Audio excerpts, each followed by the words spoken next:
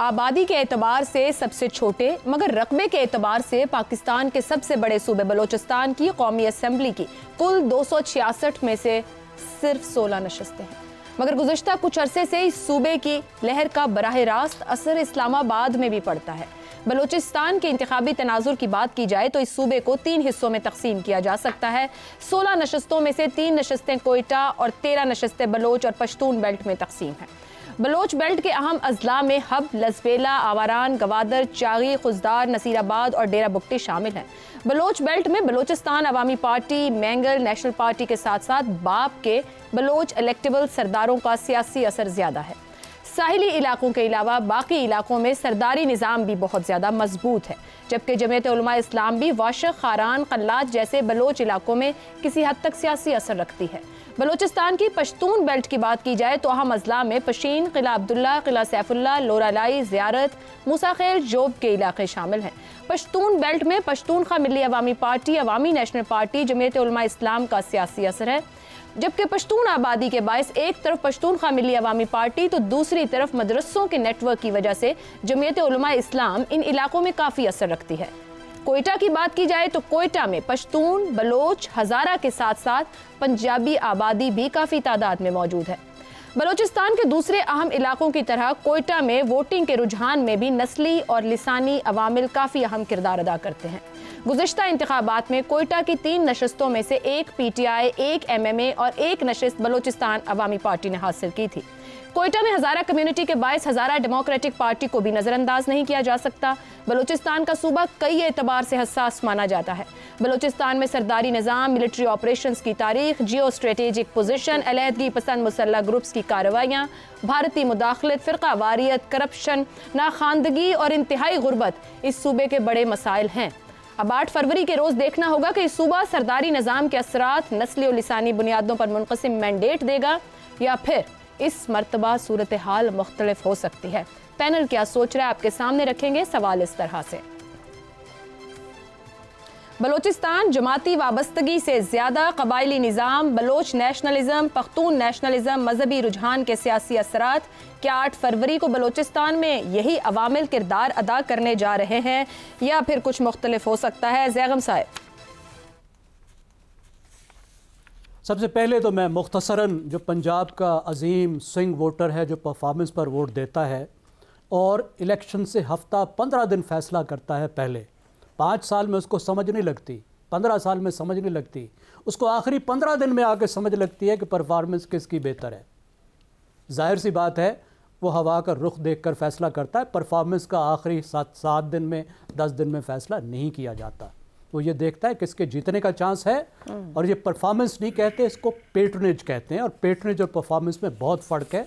इस पर बड़ी अच्छी रिसर्च अवेलेबल है, बाद में हम बात कर सकते हैं। जी, बलूचिस्तान की तरफ चलते हैं।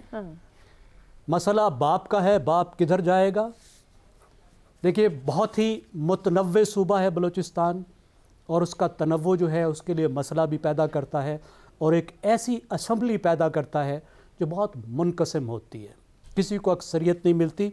अक्सरियत तकरीबन नामुमकिन। अगर पिछले इलेक्शन को हम देखें तो MMA को 5 सीटें मिली थी, सबसे ज़्यादा वोट थे MMA के 31%। 4 सीटें मिली थी BAP को, बाप को, 3 सीटें BNP को, 2 आज़ाद थे, 1 जमहूरी वतन पार्टी के पास था। आप देखिए कितना तकसीम शुदा एक मैंडेट है। और एक बड़ी तब्दीली जो पिछले इलेक्शन में आई थी वो ये थी कि PK मैप जो पश्तून नेशनलिस्ट पार्टी है वो तकरीबन नॉक आउट हो गई थी। पश्तून नेशनलिस्ट नॉक आउट हो गए। BNP भी जो बलोच नेशनलिस्ट हैं वो बड़ी हद तक हो गए। और उसका कुछ नुकसान भी है कि जो बलोचों की आवाज़ उनके अपने नेशनलिस्ट पार्टी के ज़रिए आती थी वो भी अब आना कम हो गई है। अभी हमें जो नज़र आ रहे हैं, ट्रेंड नज़र आ रहे हैं, एक तो ये नज़र आ रहा है कि मजहबी जमातें ख़ास तौर पर JUI पिछली दफ़ा से भी शायद थोड़ी सी बेहतर परफॉर्मेंस करेंगी। ठीक। दूसरी चीज़ हम देखी कि बाप कुछ बिखर गई है और BAP के जो इलेक्टेबल्स हैं उनकी एक अच्छी तादाद, जो अच्छे वाले इलेक्टेबल हैं, नंबर 1 वाले इलेक्टेबल्स वो मुस्लिम लीग को दिए गए हैं। ये भी बादशाह की पार्टी होने की निशानी है कि बाप किसके पास जाता है, बाप किसको दी जाती है, बाप पार्टी का हिस्सा। ठीक। और कुछ जो है थोड़ा सा पीपल्स पार्टी को भी मिला है। बिल्कुल। तो ऐसा ही लगता है कि मजहबी जमातें लेंगी, उसके बाद जो BAP जो है जो अब मुस्लिम लीग की शक्ल में होगी और पीपल्स पार्टी की शक्ल में वो होगी, एक आध शायद वो BAP के प्लेटफॉर्म से भी ले ले, कुछ BNP वाले लेंगे। तो उसी तरीके से जिस तरीके से सियासत रही है बलूचिस्तान की, मेरी राय में उसी तरह ही चलती, बहुत तब्दीली नहीं आएगी। बहुत तब्दीली नहीं आएगी। मगर अबसार साहब, गुज़िश्ता 10 सालों से इस्लामाबाद में जो तब्दीली की लहर है वो उसमें बलूचिस्तान का बड़ा अहम किरदार रहा है। क्या आने वाले सियासी बंदोबस्त में भी बलूचिस्तान का वही किरदार होगा? अब सेनेट की हद तक तो आप ठीक कह रही हैं, लेकिन कौमी असम्बली में या हुकूमत बनाने की हद तक तो बलूचिस्तान का किरदार नहीं रहा इतना अहम। लेकिन ज़ाहिर सेनेट में सेनेट चेयरमैन और उसके ज़रिए बलूचिस्तान की हुकूमत में तब्दीली वो तो होती रही है, लेकिन कौमी असम्बली की नशस्तों में या कौमी असम्बली में किस सदारती इंतखाबात में भी हिस्सा रहता है। कहीं ना कहीं इस्लामाबाद की सियासत को शेप अप किया है बलूचिस्तान में पिछले 8-10 साल में बहुत ज़्यादा। देखिए, इस सदर वही बना है जिसमें चाहे आसफ अली जरदारी हो, ममनून हुसैन हो या आरिफ अलवी, जो जिस सियासी जमात से जिनका ताल्लुक था वही सदर बने। बलूचिस्तान का हिस्सा एक्स्ट्रा नहीं रहा। जो जमात जिसको लाना चाहती थी ले आई। सिर्फ सेनेट चेयरमैन के रेफरेंस से वो हुआ है, क्योंकि उसमें सादिक संजरानी साहब ने जो अपना किरदार अदा किया है, उसमें जो पीछे चीज़ें चल रही थी उसकी मेरा ख्याल वक्त नहीं है डिटेल में जाने का, पैसा और इस्टेब्लिशमेंट का ताल्लुक उससे। लेकिन जो आपका आज का सवाल है ना, उसमें मैं बदकिस्मती की बात यह है कि जो अवाम के सही नुमाइंदे हैं उनको आने नहीं दिया जा रहा कई सालों से, ना ही इस दफ़ा आने दिया जाएगा। और यही सबसे बड़ी ट्रेजेडी बलूचिस्तान के साथ है, और इसका असर वफाक की वहदत पे पड़ता है, बुरा पड़ता है। वो एक सोचने वाली बात है। अदरवाइज जो वफाक में यहाँ हुकूमत बनने का या बिगड़ने का उससे ताल्लुक़ नहीं है, लेकिन वफाक की वहदत का या वफाक में कमज़ोरी का असर ज़रूर पड़ता है इस बात से कि जो बलूचिस्तान के अवाम के असल नुमाइंदे हैं उनको ना ही तो अक्सरियत लेने दी जाती है और ना ही उनको सूबे का चीफ एग्जीक्यूटिव बनने दिया जाता है। ये इसका मिसाल मैं आपको देता हूँ। पिछले 15 साल में एक डॉक्टर मालिक सिर्फ वाहिद वो शख्स आए हैं सूबे के चीफ मिनिस्टर, जिनका जो एक छोटी सियासी जमात से या जो ग्रास रूट लेवल पे जो जमातें काम कर रही हैं, जो लोग काम कर रहे हैं, उनको वो रिप्रेजेंट कर रहे थे। और उन्होंने जो 2.5 साल हुकूमत की है वो पिछले 20, 25, 30 साल के उठा के देख लें आप, वो बेहतरीन हुकूमत थी उन तमाम हुकूमतों में से, और उसने डिलीवर किया। और ख़ास तौर पे उनके दौर में जो इंसर्जेंसी कम हुई है वो डायरेक्ट उनकी अच्छी गवर्नेंस की वजह से थी। तो ये तो कारसाज जो हैं, जो ताकतवर हैं, उनके सोचने की बात है। वफाक को कोई ख़तरा नहीं है। अगर कोई ख़तरा है तो वफाक को कमज़ोर करने वाली अलामतों को ख़तरा होगा। इस पर सोचें और इस पर गौर करें और असल लोगों को, असल नुमाइंदों को आने दें, ताकि बलूचिस्तान वाले भी कुछ खुशहाली देख सके, वो भी जमहूरियत का कुछ फल पा सके जो हम पा रहे हैं। असल नुमाइंदों को आइए, और वोटर को सोचना है कि असल नुमाइंदे के लिए वोट डालने जरूर निकलें। एक ब्रेक लेनी है, ब्रेक से वापस आएंगे तो शहजाद साहब और इफ्तिखार साहब की राय आपके सामने रखेंगे।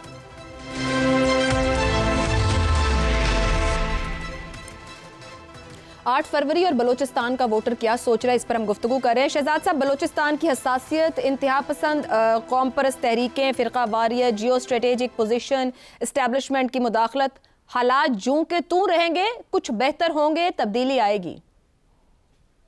देखिए, जो तो आपने रुझानात बताए हैं जो कि वहाँ के इलेक्शंस में कारफरमा होते हैं, जिनका जिक्र आपने किया, यही रुझानात दोबारा और हमेशा मेरे ख्याल में कुछ देर तक आने वाली, जो हम कह सकते हैं कि फ्यूचर तक शायद लगता है ऐसे ही रहेंगे। वही सरदारान इलेक्ट होके आएंगे जो कि हमेशा इलेक्ट होके आते रहे हैं। नोटेबल्स, अगर सरदारान नहीं तो नोटेबल्स जो हैं जो कि आज तक इलेक्ट होके आते रहे हैं, वही बदकिस्मती से इलेक्ट होके आते रहेंगे। वो अच्छी बात है, ये गलत बात है, उनको भी कोई ना कोई वोट देता है तो वो सामने आते हैं।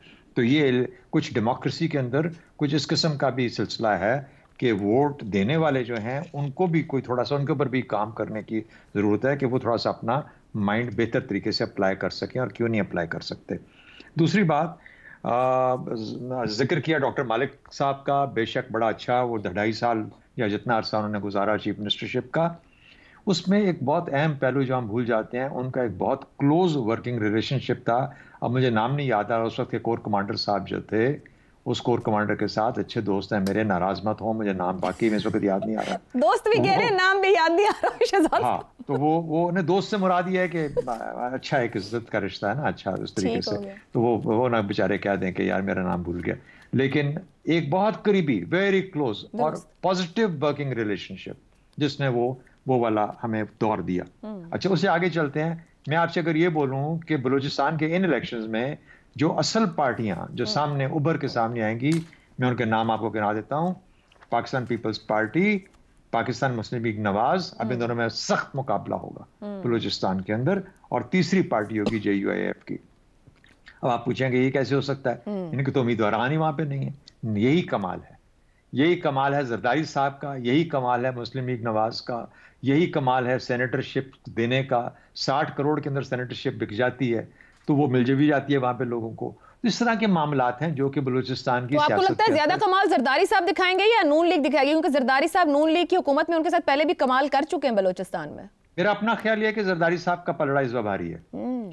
हाँ, मेरा ख्याल है कि जरदारी साहब का पलड़ा भारी है। क्यूम सुमरो अकेला उनके नुमाइंदे के तौर पे बाप बना गया वहां पे बैठ के, समझिए उस वक्त को। तो इसलिए ये कमाल ही कमाल है जो वहां पे होते हैं, जाम कमाल साहब के अलावा। तो इसलिए मुझे यूं लगता है कि जैसे कि इस दफा वही कुछ होगा जो आज तक होता आया। अब बेचारे बलूचिस्तान वाले जो हमारे भाई हैं वहां पे, उनको दे डिजर्व बेटर, और this all that I can say.